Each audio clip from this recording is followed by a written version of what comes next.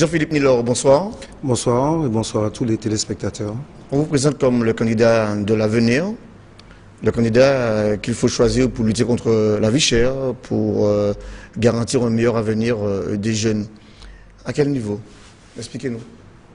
Ce que je veux dire, c'est que dans le cadre d'une élection législative, un candidat ne peut pas venir et faire des promesses comme s'il possédait une baguette magique. En revanche, dans le cadre de cette élection-là, et compte tenu de mon expérience, je suis en mesure de faire un certain nombre de propositions concrètes. Si vous voulez parler du problème du chômage qui affecte notamment nos jeunes, lorsqu'on a un taux de chômage chez les 18-25 ans de l'ordre de 63%, j'ai des propositions très précises, très concrètes. J'aurais bien aimé les connaître. Nous sommes dans la dernière semaine de la campagne électorale. Des propositions que je développe tout au long de la campagne. Il faut venir suivre les meetings.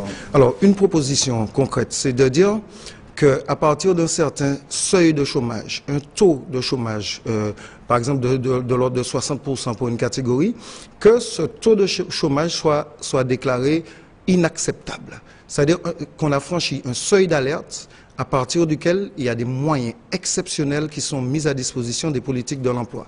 Moyens financiers, moyens ressources humaines pour le Pôle emploi et moyens législatifs et réglementaires.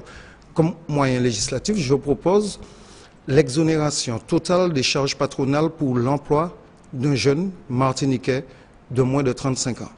Autre mesure importante, forte et symbolique, c'est celle de la reconnaissance d'une priorité martiniquaise à l'embauche.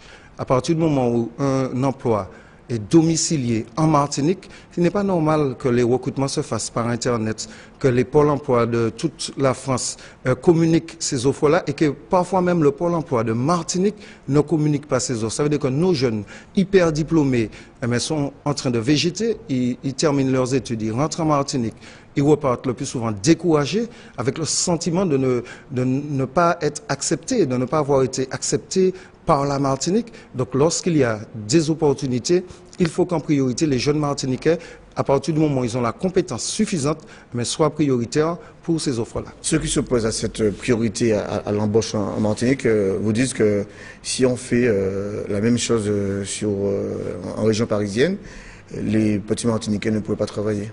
Mais la différence, c'est qu'en région parisienne, on n'a pas de taux de chômage de l'ordre de 63% chez les jeunes. C'est pourquoi je dis bien, à partir du moment où il y a un taux de chômage qui est reconnu inacceptable car étant vraiment trop important, il y a des mesures particulières, des mesures exceptionnelles. Et c'est dans ce sens-là que je vais monter à la tribune de l'Assemblée nationale pour expliquer ça avec une analyse de la situation, un diagnostic de la situation avec une maîtrise du dossier et je crois que on pourra faire confiance à ma capacité de persuasion et de conviction. On va parler quotidien des Martiniquais avec l'accident tragique en fin de semaine dernière à Rivière-Salée. Les automobilistes et les cyclistes n'arrivent pas pour l'instant à cohabiter sur la route.